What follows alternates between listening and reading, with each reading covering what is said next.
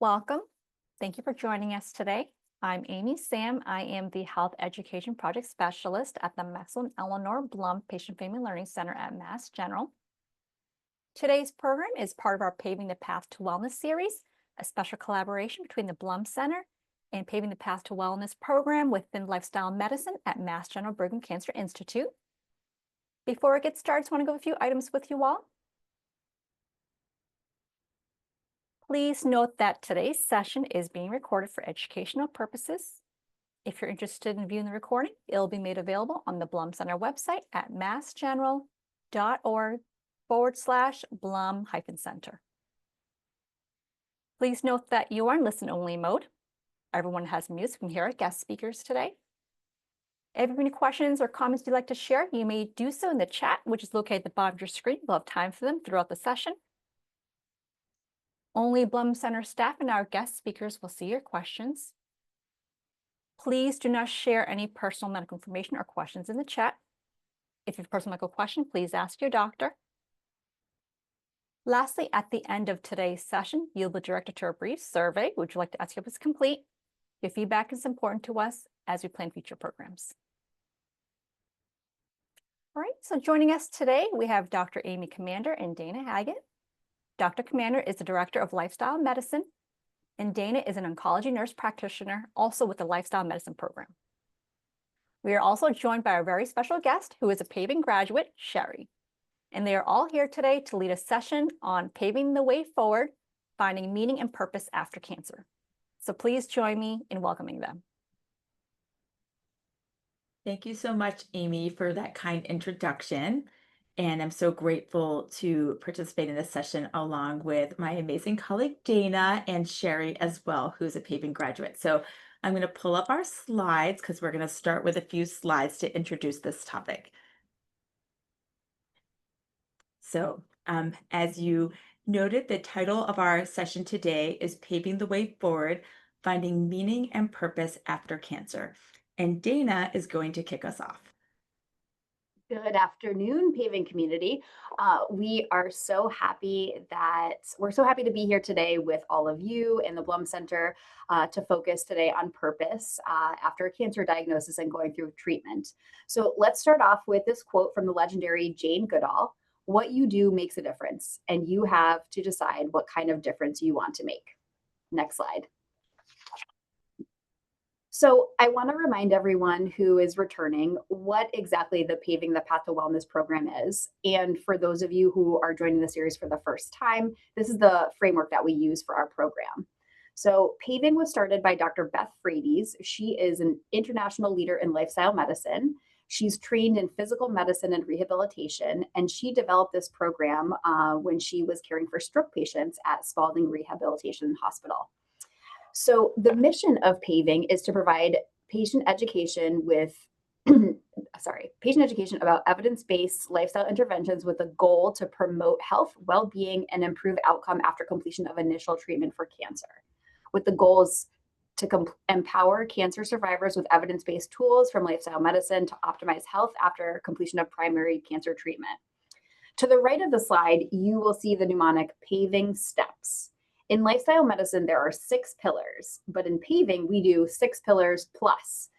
We focus on the 12 following topics, starting with physical activity, attitude, variety, investigations, nutrition, goals, stress resiliency, time outs, energy, purpose, sleep, and social connection. Next slide.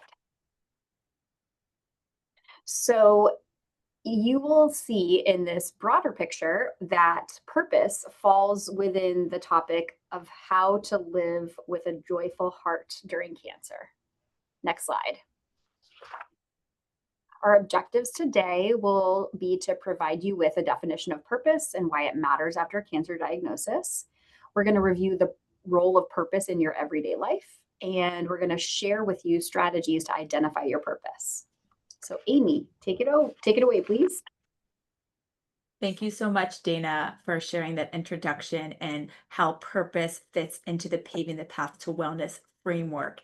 I will note that this topic comes later in our program, but it is usually one of the most meaningful discussions that we have in our program.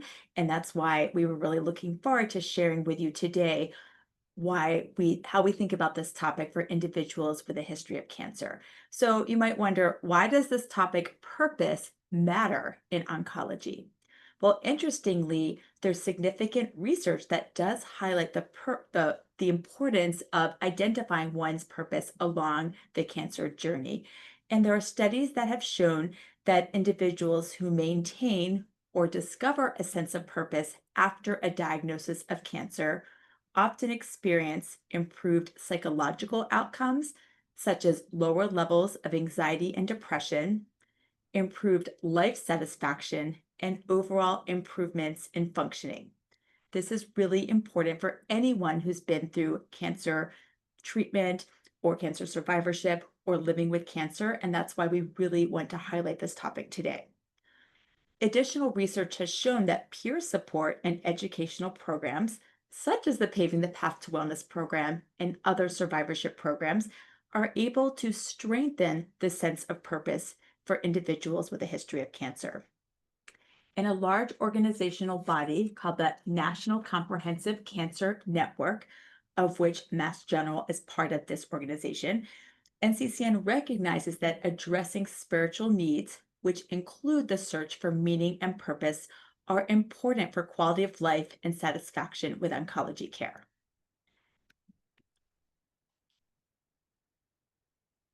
Another important concept to contemplate as we discuss the role of purpose after a diagnosis of cancer is post-traumatic growth. And I've learned so much about this concept from my psychology colleagues. So what do we mean by post-traumatic growth? This refers to positive psychological changes that can emerge after experiencing a life-altering challenge, such as a diagnosis of cancer. We know that a cancer diagnosis often brings fear and uncertainty.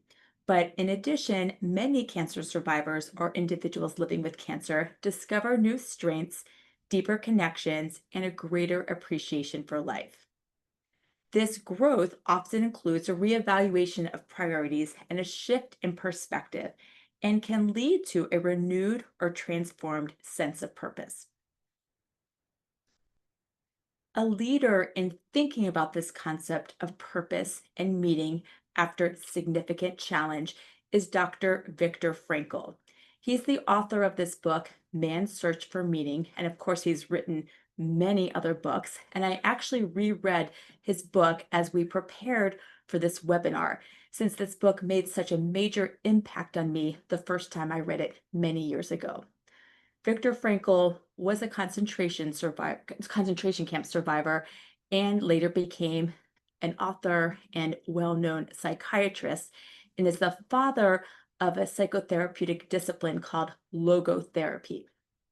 So this is a famous quote from his book, Man's Search for Meaning. Everyone has his own specific vocation or mission in life. Everyone must carry out a concrete assignment that demands fulfillment. Therein, he cannot be replaced, nor can his life be repeated. Thus, everyone's task is unique, as is his specific opportunity to implement it. So I know this statement is very profound, and often when we discuss this in our paving groups, this leads to a very interesting and insightful discussion. And I will discuss this quote more in our next slide, but I do encourage you to think about these words. And I will say, in rereading Man's Search for Meaning, it is a hard book to read. The first section very much details Dr. Frankl's experience living in a concentration camp, and that's obviously hard to read. But the later sections of the book are where he really explores the concept of logotherapy, which is how he worked with patients to help them identify their meaning and purpose in life after they've experienced a significant challenge. And a cancer diagnosis, of course, is an example of that. So I would encourage you to read more about his work. As we think about this quote, I think it's important to contemplate how your experience after a diagnosis of cancer may reshape what feels meaningful to you. Your story, what you've been through, is unique and irreplaceable. And finally, recognizing your unique assignment translates into daily choices and informs how you think about your purpose. Now I'm going to turn it back over to Dana to discuss another interesting concept that we think about when contemplating purpose and meaning in life. Thank you, Dr. Commander. So next we're going to talk about ikigai and cancer survivorship. So ikigai is a Japanese concept and it translates to reason for being, or more simply, why do you wake up every morning? The concept represents the overlap of your passion, mission, profession, and vocation, where what you love, what you are good at, what the world needs, and what you can contribute all come together.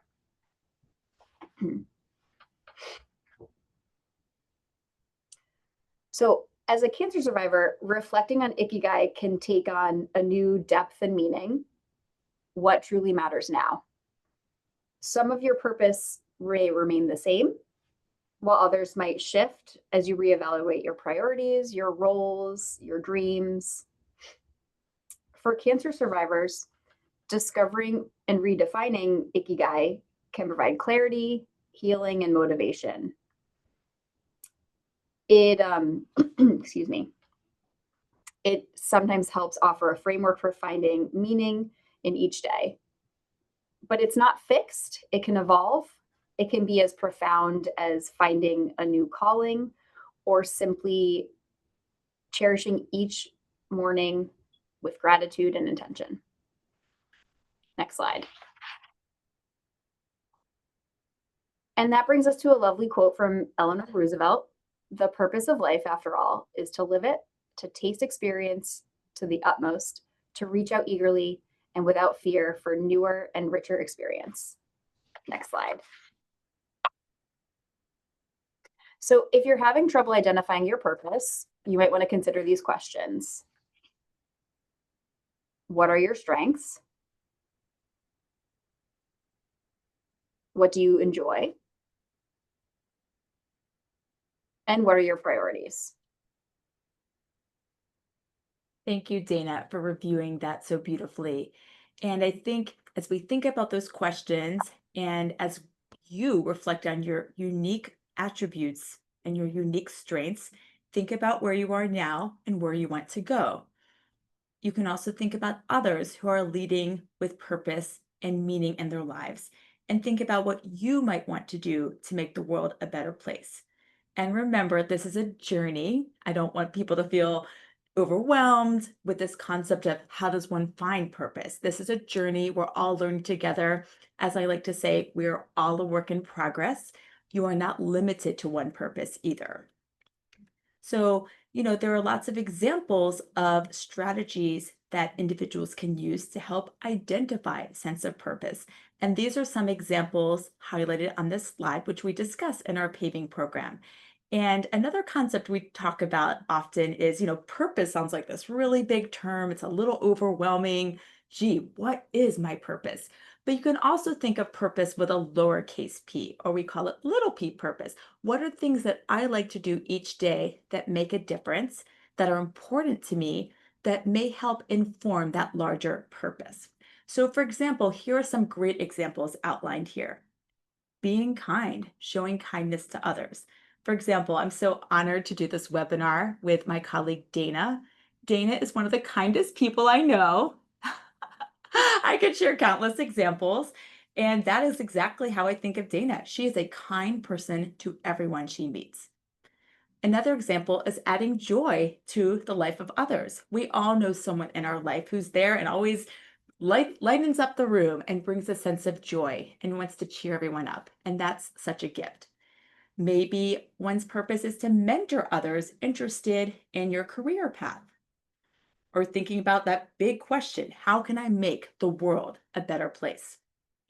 Others may explore spirituality and deepen their practice, and that's important for them as they search for their purpose, or supporting an organization or nonprofit that they're passionate about. There are so many great causes out there.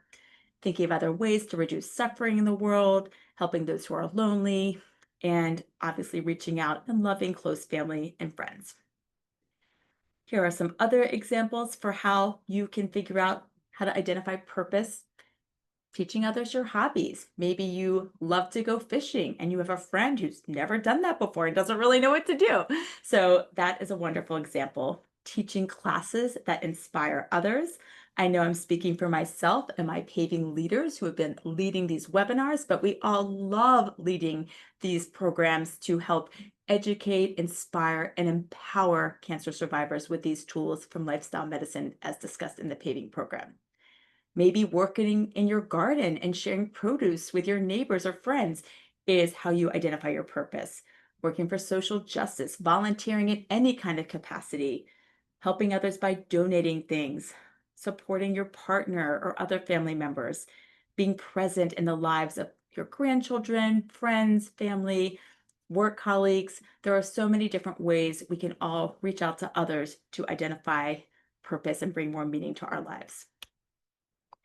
Another interesting concept is taken from the book The Power of Purpose to Grow and to Give for Life by Richard Leider, who's an author and executive life coach who's written many books on this topic. So if you want to take a deep dive, I would recommend looking into his work as well. But I love this concept of how do we define the good life? And here are some concepts from research that we can sort of contemplate. Living in the place you belong, with the people you love, doing the right work on purpose. And research does show, as I highlighted earlier, that individuals who believe they have a purpose in their lives are more likely to report being happy and describes themselves as living the good life. I love this quote from Pablo Picasso, and in fact, I have it on the wall of my office. The meaning of life is to find your gift. The purpose of life is to give it away. And this is another quote. I know this is a lot of text, but Dana and I both loved it. So we felt like we wanted to highlight this as we wrap up the slide portion of this webinar. And this is taken from another really interesting book by Dr. Robert Waldinger called The Good Life, Lessons from the World's Longest Scientific Study of Happiness. How interesting is that? So this is from a longitudinal study started in the, I want to say like now, I think 100 years ago, researching men who attended Harvard as well as men in Boston and surveying them over the years and their families to understand what actually constitutes the good life, health, happiness, and well-being as we get older. And this quote is really meaningful. How do you move forward along on your own path towards a good life? First, by recognizing that the good life is not a destination. It is the path itself and the people who are walking it with you. We already alluded to the concept of the journey, that we are a work in progress. As you walk, second by second, you can decide to whom and to what you give your attention. Week by week, you can prioritize your relationships and choose to be with the people who matter. And year by year, you can find purpose and meaning through the lives that you enrich and the relationships that you cultivate. By developing your curiosity and reaching out to others, family, loved ones, coworkers, friends, acquaintances, even strangers, with one thoughtful question at a time, one moment of devoted, authentic attention at a time, you strengthen the foundation of a good life. So I love this, and I know we are going to discuss these concepts further as we continue in this discussion today. So Dana, why don't you address this? What are some tools we can use to find our purpose? Thanks, Amy. I really do like that quote. I'm glad that we kept the whole thing in. So what are your gifts? What is a higher power in your life? You might want to explore a religion if that suits you. Some people find journaling can be very helpful. They make gratitude journals easily available these days. And then also discussing your purpose with your friends and family, because those tend to be the people that know you the best. Next slide. Okay, so Dr. Commander already talked with us about Man's Search for Meaning as a good resource, as well as The Good Life. There are two other books that are listed here, The Power of Purpose and The Purpose Code. But I also would love to bring attention to the Paving Workbook. I know sometimes it can be hard to see this, but excitingly, Dr. Commander is one of the authors of the Paving Workbook. There is a general one, and then there's more recently an updated one for breast cancer survivors. So if you're interested in getting one of those, it's got a lot more information on purpose than the other 12 topics we cover in the paving program. Next slide. So thank you so much, Dana. And by the way, in the chat where you can post questions, we would love to hear other book recommendations from you for finding purpose.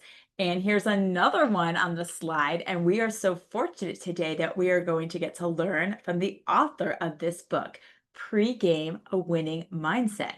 So it'll be my privilege to introduce Sherry Levin, who is a trailblazer in the world of sports and leadership. And she's going to tell us more about herself, but she was an all-time leading scorer at Holy Cross College and then became an internationally recognized basketball coach. And her career really reflects her passion, and I'm going to add purpose, for resilience, teamwork, and positivity. And she can tell us more shortly, but she has all these incredible accomplishments. And what we are so fortunate today is that we can learn from Sherry about the lessons from her work as a coach and the other experiences in her life, as noted on the slide. She herself is a single mother. She's a breast cancer survivor. She's an incredibly resilient, insightful, brilliant person, paving graduate too. And so we're so excited that we will get to ask her questions about her reflections on purpose based on her experiences. So I'm going to stop sharing our screen so we can introduce Sherry and start the discussion. And we welcome questions, comments in the chat box. That'll just make this conversation that much more insightful. Oh, there you are, Sherry. Here I am. Thank you. Can I just say thank you guys so much for doing this and including me in this really important conversation. And as I was taking copious notes, and I think what struck me is that the voices resonate in a different way. Like we're all kind of saying a little bit of the similar versions of purpose and of passion in different voices. And I think that's really so wonderful, because sometimes something will stick and it's just a different voice. And so thank you guys for continuing to do this. It's really important. Well, we're so grateful that you have joined us today to share your voice and your perspective. So thank you so much. And I know I just gave you that introduction, but why don't you tell us a little bit about yourself and what inspired you to write your book as you think about your purpose? So I think I've always been a little bit of a storyteller. And some of my friends laugh because when I start to tell a story, they're like, okay, I only have a few minutes here, Sherry. But, my lens, if you will, as I began coaching and as I worked with students and players and gave speeches, was always really kind of to wrap up my experiences with kind of a purpose that someone else would be able to take away with them and make their own. So the lens, my daughter used to joke that I was a pregame speech waiting to happen, because, just a random everyday life event, and I'll talk more about that in the book in a minute, but I could turn that into a lesson, if you will.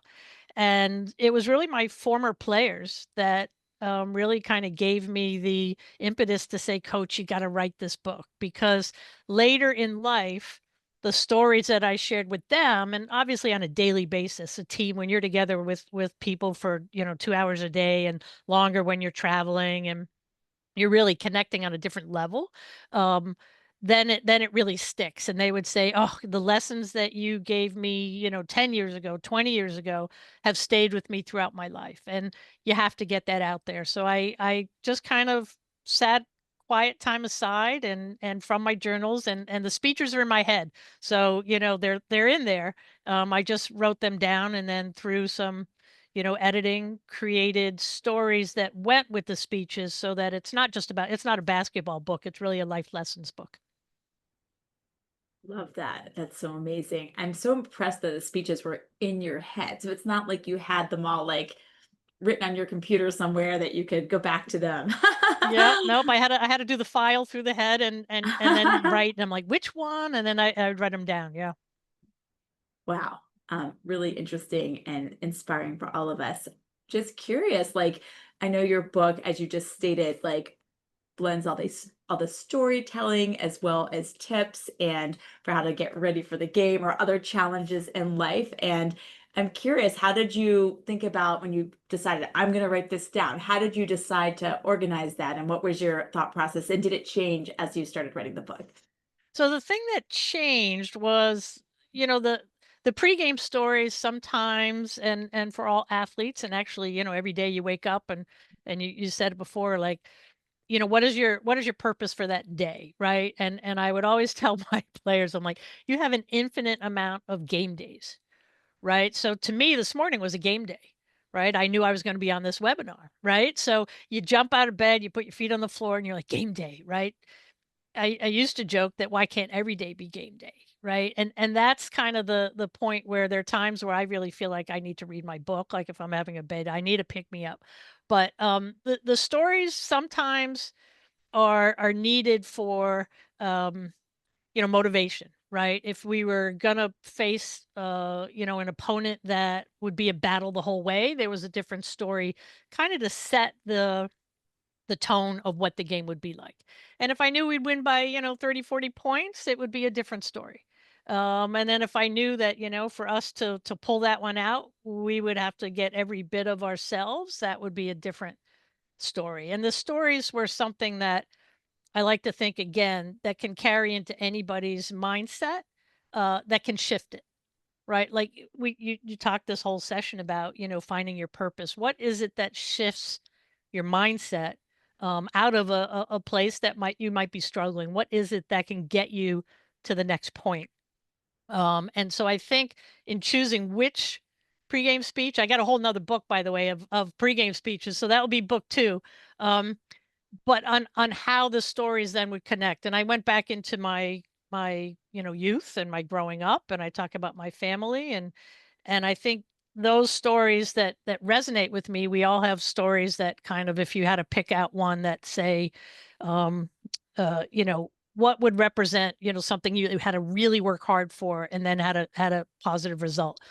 Like everybody goes through something like that. And those are the stories that I pick to try to influence how everybody can think in life lessons. That's so insightful. Thank you so much. And just wow. I'm curious. So obviously I got to meet you through paving. Yes. So you were in my very, very, very first paving group, launched, hard to believe now, in 2019 in a conference room at Newton Wellesley Hospital. Right before Um, COVID, by the way. So it was I very know, lucky. It was back very in the fortunate. pre-pandemic Yeah. days, I know. And so that's how I know you, but I know well before that you were a coach, you were doing all these amazing things. But I'm curious, after your cancer diagnosis, how did that reshape or maybe sharpen your sense of purpose as you think about reflecting on that? Yeah, and probably one of the first questions that comes up that people will say when they find out, oh, you're a breast cancer. I like to say thriver, as Yeah. we do, survivor, thriver. Um, how did it change you? Like that is a question. And the answer probably is similar to most. And I'd like to say that it gave me the lens of grace, and it gave me the lens of being able to let things go with clarity. And the things I found that bothered me and I held on to after the diagnosis of cancer and after going through hell. And I would like to say, there's that quote, when going through hell, keep going, right? And that I'm like, I'm not gonna, it's not gonna bother me anymore. I'm not gonna hold on to that. And the grace to say, you know what, I went through that during my journey and my personality. I worked full time and I coached, and I was that person that said, you know what, people aren't going to know, right? I am not going to know. And I'm not going to share with it with other people other than in my circle. My team knew because, you know, they had to know. And there were some times I'd be sitting across from lunch with somebody and I had my wig, which looked perfectly like I just got my hair done. And they would say, "Oh, your hair looks so nice today." And depending on my mood, I would just say either thank you, or if I was a little snarky, I may say, and it's going to look the same way tomorrow too. And then, so some people didn't know. In hindsight, what I realized is now I'll stand up on a table and I will say, I survived, I am here, and I want to share. Going through it, my mentality was more to my athletic personality of resilience, of persevere, of people. This is not going to slow me down.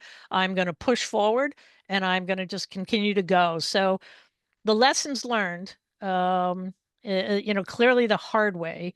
Hopefully these lessons can be shared with people who don't have to go through something like that, right? And it's the idea of really look at you know, you talk about giving grace to yourself. Like not everything is, like you say, the destination. It's along the way. It's a long journey that we're here for. And giving grace when things are not going your way. How can you get out of it, and how can you pivot, and how can you change that? So lots of life lessons built in with that, and so here we are. And by the way, the paving the path to wellness program, and I'm so fortunate I was able to be in that, and we were in person, and I would come back at, you know, run in after practice and on the evenings that it was there, and it I would say it kind of reaffirmed like the things that I kind of knew, but then to see you all with the research and the backup and the ideas, and to be part of that group was really truly a magical time. So thank you all for that. Oh, thank you. It was so wonderful to have you in that group. I'm still reflecting on that. Even it feels like it wasn't 7 years ago, but it kind of was. Hard Right. to believe. Dana, did you have a question for Sherry? I saw you unmuted, so I didn't want to. Yeah, yeah. Sherry, what you just said is so helpful to hear. And I want you to be with me in all of my clinic visits with patients that are getting treated for their cancers, or alongside me doing a paving session, because I feel like so many of the things that you said I say, but I do think when it's someone who has already gone through it, I think it carries so much more weight. And people really appreciate hearing it from someone who's already gone through it before. So, keeping that in mind and Yeah. your unique role that you're a coach, are there any of your sort of like go to pep talks, or maybe one from your book that you might share with someone who's going down to the infusion unit for their very first chemotherapy treatment, or they're waiting for, results or something where anxiety might be high? Yes, and you know, in thinking about that, I don't want to say all of them, because not quite all of them would resonate with that. And by the way, you have my email and my phone, so reach out anytime. The you know, the biggest one I could probably say is stronger together. I know it's kind of a catchphrase, um, but we don't go through cancer alone. It is relying on loved ones, relying on friends, relying on your doctors. My oncologist, Dr. Michael Hassett, and my primary care, Dr. Jonathan Snyder, were there with me. They still hold my hand. The journey is something that is still with me, and I would say still with me on a daily basis, that it doesn't somehow come up, but it comes up in an entirely different mindset. So when you're experiencing that anxiety of the unknown, when you're experiencing the fear, and it's an incredibly daunting experience, relying on others is something that is really crucial. And I would say there's another pregame speech that I talk about, you know, your head, your heart, and your guts, and needing all three. And sometimes they conflict, but and I use a track and field reference actually with that. And you know, I used to be a sprinter, and 100 meters was, you know, your head was the part you practice in the first 10 meters, your guts was, you know, the 80 meters, and your heart had to carry you through to the finish line. And I think those three are needed in every part of the decision. And then finally, the last one would be what 312 is a story about a team that I had in 2006. We were undefeated from Worcester Academy, and it was the semifinals. We were down by 9 points with 3 minutes and 12 seconds to go. That's a hard comeback for girls high school basketball, and we did. And we won the game, and we ended up, completing the undefeated season. And 312 to all of us collectively as a team represents the idea of you can do it, right? You can be resilient, you can push forward. And candidly, in going through the treatments, I was essentially halfway done, and I said to my daughter, who was my rock, in her senior year in high school, that her mom was going through this, and I said, I don't think I can do another one. And she kind of looked at me, and, clearly being in the locker room all those years and hearing my speeches had stuck with her. And she said, Mom, you can do it. You are halfway through. You are closer to the finish line than you are to the start. You can do this. I'm here with you. And that kind of mentality, even coming from, a loved one, is something that is in the book, and hopefully can take you, through those hard and challenging times, which we all have. By the way, Dana, fellow Holy Cross Crusader, right? Like, yay. Yes, we figured that out before this webinar started, that commonality between you two. I love it. Sherry, wow. Like, what, I love everything you just shared. And that's just such an amazing story too, the 312. But you really do focus on the importance, as you said, about like finding your people, your support network. You mentioned how much your daughter supported you. And of course, Dana, I have my book here too. This is our paving book, specifically focused on breast cancer survivorship. And of course, in the introduction, we talk a lot about what is lifestyle medicine and why is that important for individuals who are going through cancer treatment. And Sherry, you just highlighted like social connection, social support is a key pillar of lifestyle medicine. And in addition to physical activity and nutrition and restorative sleep and stress management and avoiding risky substances, but like, the social connection, the social support, finding your people, the people who are going to get you through and just give you these pep talks that you're highlighting for us, like that is so important. And that was one of the gifts, by the way, of leading your group back in 2019, seeing how you all bonded with each other. You all had this shared, I mean, you can reflect on it because you were the one experiencing it, but it was pretty amazing to witness how you all immediately just felt like you found your people. Yeah, there's definitely something to be said for, and you just said it, finding your people. But, when you're talking about the experience, and it was a very authentic place, and everybody truly, shared, personal experiences. But when you're talking to somebody who has kind of been in that space, it does feel like, yeah, I can share. Right. And then so the information on a weekly basis, or biweekly, was, truly something that stuck. Right. It didn't go, like, oh, whatever. No, you really did the workbook, and you did your things, and you reflected. I also joined 2 other groups. I had never rowed before. My daughter was a rower at CRI, and here's a plug for We Can Row Boston. And she saw a flyer. So this is before everything online. She saw a flyer on the bulletin board that, was about We Can Row Boston, which we joked that it's the best group you never want to be a part of, because it's for rowers who have had breast cancer. And I never rowed before. My daughter's like, Mom, you'd be great. You should try it. I'm like, okay. So I did. And I had the incredible experience of rowing in the Head of the Charles, with the Rowing Survivors Network, with the We Can Row Boston group. And excuse me, that experience of again being with another group, we don't talk about it. It's not like, we show up and go, hey, how's your thing? How are you feeling? Your hands are sore, your back, whatever.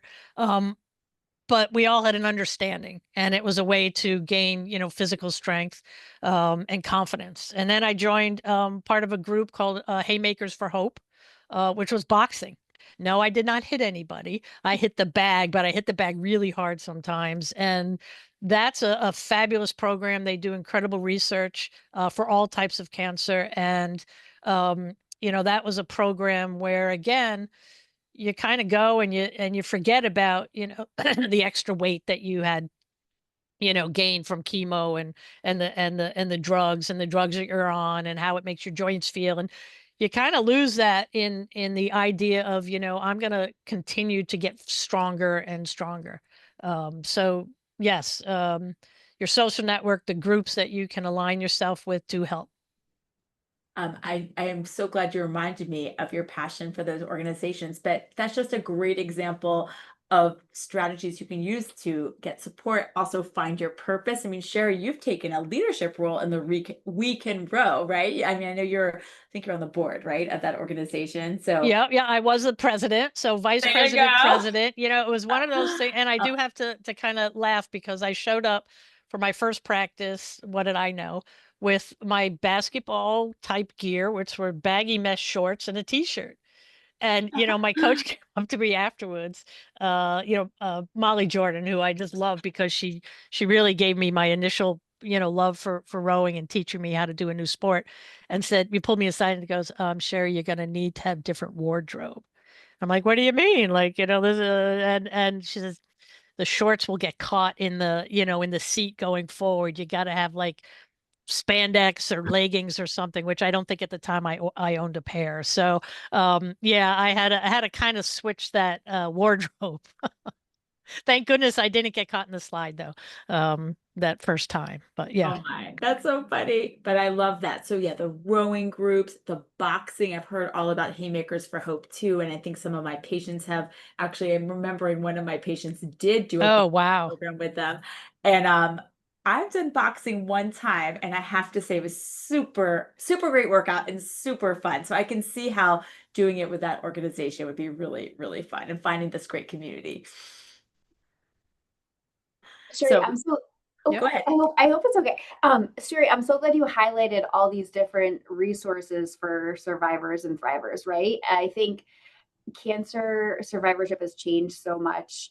I've been an oncology nurse practitioner for 10 years, and I think there's so many more resources available to patients, things that focus on wellness and living so well and healthfully after a cancer diagnosis. So those ones are really great. I've heard of dragon boats also on the Charles that are cancer survivors. The YMCA Livestrong programs are really great program, and a lot of our paving participants will do that too. And I think what's really cool, if you guys have a chance to look at the paving workbook, there was a paving participant who I believe had done the Livestrong program and then is now one of the Livestrong coaches. And so it does speak to that purpose, right? It's like you do all these things because they're available to you as a survivor, and you don't go in necessarily thinking you're going to get out of it what you ultimately do get out of it. And then you end up helping other people too on their journeys. So I'm so glad you brought that up. And I'm so Yeah, glad it's no, been, I highly endorse, and it just helps. It really just helps, and pick, whatever it is that you want. And even I'm sure there's many more programs out there, but certainly something where you can be physically active, because then you're taking your mind totally away from, the experience that you just had fighting with cancer. So yeah. And I should also highlight, I love this conversation. In fact, this week in paving, we're discussing physical activity, the important role of movement as part of cancer survivorship. And this topic can be very intimidating and overwhelming to many people when we're giving the recommendations from the American Cancer Society and ASCO and American College of Sports Medicine that individuals with a history of cancer should aim for 150 minutes of moderate aerobic activity each week and strength training twice a week and flexibility and balance. And people hear all that and they're like, whoa, so overwhelming. And we do understand that. But that's why, Sherry, you sharing these resources, like finding a community of individuals who have been through the same thing. I mean, it's so hard, and trying to work together for a common goal to learn how to row, to learn how to box. Doing it with that social support in that community is so special, and also perhaps may lead to finding your purpose. As Dana noted, I'm serious, at least 2 of our paving graduates have become Livestrong instructors after doing the program, since they were introduced to it through paving. So it's just amazing to share all these stories. They're all interconnected. Sherry, I'm sorry, I just have another question. It's all in my mind. So when we often discuss purpose in paving, it's very common that someone will kind of raise their hand, we're on Zoom, but still raise their hand and say, I love this conversation, but I honestly don't know what my purpose is. And I honestly don't know how I'm supposed to find it. So how would you address that? Yeah, and that is really a great question. And I guess from the lens, I'll tackle it from the lens of a coach. Um, there's a thing I used to tell my players very early on in the season, because if you think about, and it could be even in the workplace, it could be in if you're in a play, it could be someone who is in an orchestra, whatever group setting, when you're with other people, is we talk about two different things. One is your role, right? And I would say to my players, your role is something that you do, right? You're getting rebounds, you're, making the assists, you're scoring in your office, your title, you have your title, you have your job responsibilities. That's really your role. But your value, everybody has value. And everybody has their own very personal touch of what the value is. And I would say, in the context of the team, you might not get minutes in a tight game. I might play, 7 or 8 people, and 9 through 12 or whatever would not see the court during a game. And so what it doesn't mean that you're not important. It means, what is your value? And I'll just give an anecdote. I used to give at the end of every game different awards: the nails, the glue, and the game changing play, but also the most valuable teammate. And there was a game we played, it was down to every, possession, down to the wire. We ended up winning. But one of the last possessions called a timeout, and the water bottle of my best player went, kind of, no one could find it. And it was like she needed water. And, again, the 12th player on the team ran and got water and gave it to the player. And she was, in that moment, our most valuable teammate. So everybody has a different value. So finding your purpose, I'd say you ask yourself, and again, you had it kind of in your slides, but what what what do you bring? And no one can replace you when you leave the room, right? We all have our own, handprint on this earth. And in saying that, we all can have something that we can bring. So your purpose, I would say, is truly to find something you love, live what you love. Um, that was actually on a on a on a poster in a coffee shop in Budapest. And I was with my team. You talk about like a pregame speech. Had no idea. Was walking along and I saw the poster and I was like, "Oh my God." And I used that, "Live what you love," as the pregame speech in the next game that we played. And because if you can do that, live what you love, you can find your purpose. You can find, something that you can then contribute to the rest of the world, or to yourself. Start with yourself, community, the rest of the world. And for me, my purpose, if you will, was I always wanted to make a difference based on what I had gone through, based on my experiences. And I said in the very beginning, as a storyteller, and that's kind of how I coached. Winning was great. Don't get me wrong. Um, but the winning came from my players, and how I put them together. But the goal was to help them along their journey, and to really learn.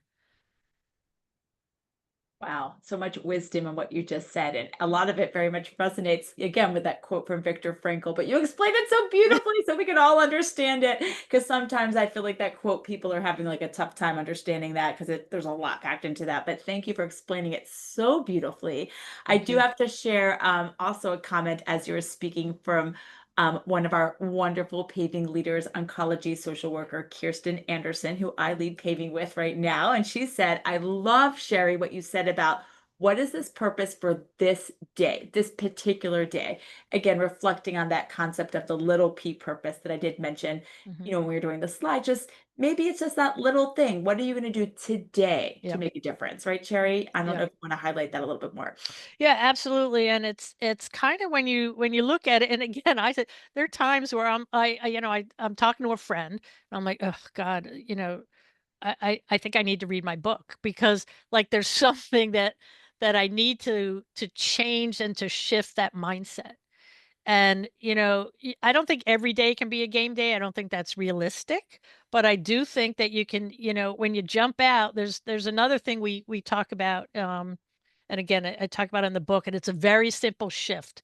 So, and you mentioned before I get to that, gratitude. Mhm. So there's and you can look it up. I'm not reinventing the wheel here, but it's something that I do. Um, I do suggest people do, whether it's in the evening or in the morning. I usually, when I'm sitting having my cup of coffee and I got my little dog next to me, and I'm just kind of looking at, reflecting on what's ahead of me. I like to say, what am I grateful for?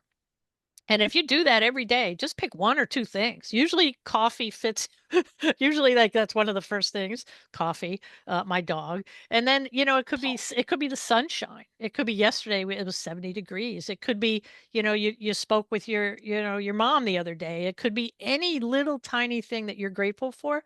Write it down, do it for, like, 30 days, and your brain, as the experts would tell you, neuroplasticity, it then will shape what you would then think down the road, right? So if you are positive, if you look at things with gratitude, then it will shape the next thing that you will look with more gratitude, as opposed to if you're thinking very negative, which is why the mindset is so important. The book is called Winning Mindset, right? How do you shift that mindset? And one little shift I can get to, which I highly recommend people do. You shift, there's one word shift, and you shift have to. I have to go to work. I have to eat my vegetables. I know you're smiling, Dana, because you probably know this, with get to, right? And I used to say to my team, girls, you don't have to run sprints. You get to run sprints. You know why? Because at the end of the game, you're going to have more energy and you're going to get to probably win. We get to be on this webinar. You get to meet amazing people, even though you experience this horrific journey, and we'll all say it's, going through it. When you get to the other side, please God, you then get to have a different perspective. So that little mindset of shift, get to versus have to, is something that you get to go to work in the morning, so you get to have an income, you get to work hard. There's a great quote that I will add. um, Success only comes for work in the dictionary. And it is a grind sometimes, and to be able to look at that grind as an opportunity is something that can shift that mindset to something positive. So gratitude and that little shift. And then the third thing I would say is, create a confidence card for yourself, for, other people. There's 2 ways to look at it. You could say, what am I good at? You write it on a card. How do I approach things? You mentioned that Dana's one of the kindest people you know, and I think you probably are. And Dr. Commander, I would say you're one of the most brilliant people that I've ever been around. You're like, gosh, you shine, and it sticks, and you impact people in such an amazing way. Write that on a card. Say, Sherry just said, right? And then when you need it, right? Which I don't think you do have a bad day, but when you need it, you look at it and you say, you know what? Yeah, I got this. And one thing we would do with my team, and certainly you can do this in the workplace as well, is put your name on a card. And whether you have 5 people, 10 people, whatever is in your team, and then each person writes, a little something nice about you, and then you pass it around and everybody writes something. And so you end up with a card that literally has 10 people or however many saying how wonderful you are. And isn't that nice when you get to look at that? And it picks you up when you need to pick me up. Oh, thank you. This is True. such So a true.